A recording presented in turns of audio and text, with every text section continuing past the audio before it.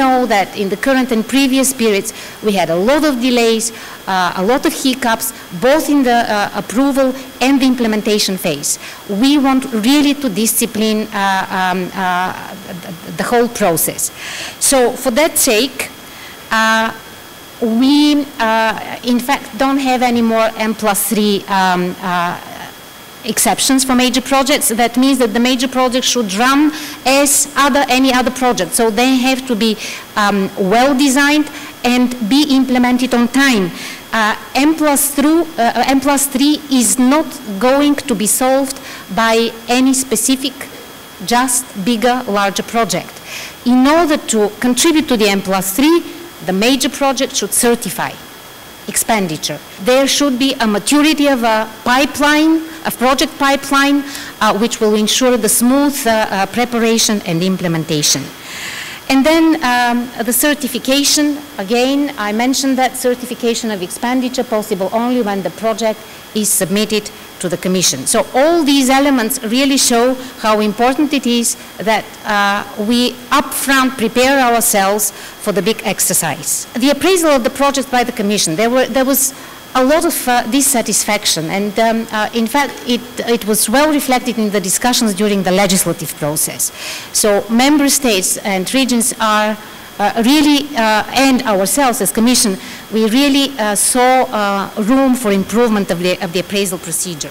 If we look and examine the hiccups in the appraisal procedure, we can say that one of the reasons for that is the too many interruptions that slow down the process. But the interruptions, in fact, they're the result of very often very bad preparation of the major projects.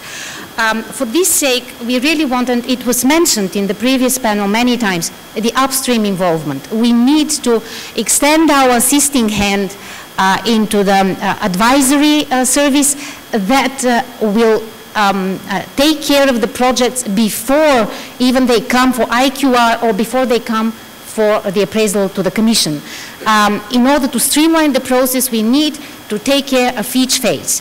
And that's why the advisory service of JASPERS is seen by the Commission as a crucial point to improve quality and professionalism in preparing and delivering major projects. Successful appraisal could be more or less guaranteed. JASPERS is aware of the work program of the other hand, the assisting hand, and we use the same methodology. Now, I would like to go a bit more on why IQR option, because if we look at the options, we have the option of directly submitting to the Commission and the option to go via an IQR.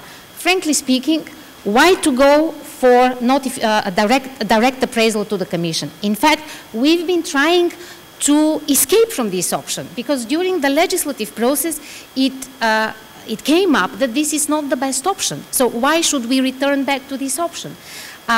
Let's go for the new one, the one that was designed as a result of our efforts to improve the system, the IQR. Why IQR? The first element is that the Commission has no option to interrupt and needs to deliver opinion in 3 months. So the whole procedure by default, by assumption, is much faster and much more streamlined.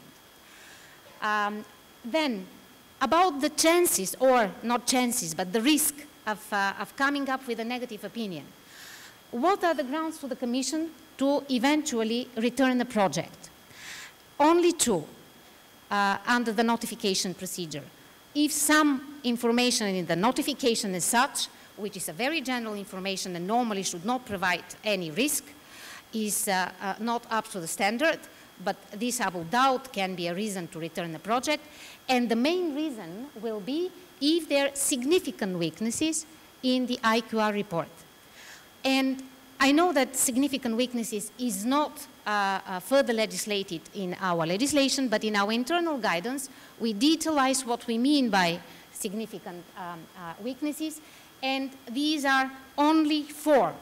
So the first one is that there is an important element missing, and the elements are well outlined in our legislation. The second one is if a statement in the IQR, some of the obligatory statements are not properly justified, The third one is that the Commission has at hand information that contradicts the statements in the report.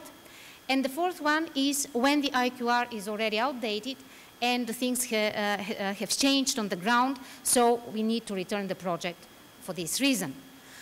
But if you look at the three first elements, I think that JASPERS runs the lowest risk for return of project for these reasons.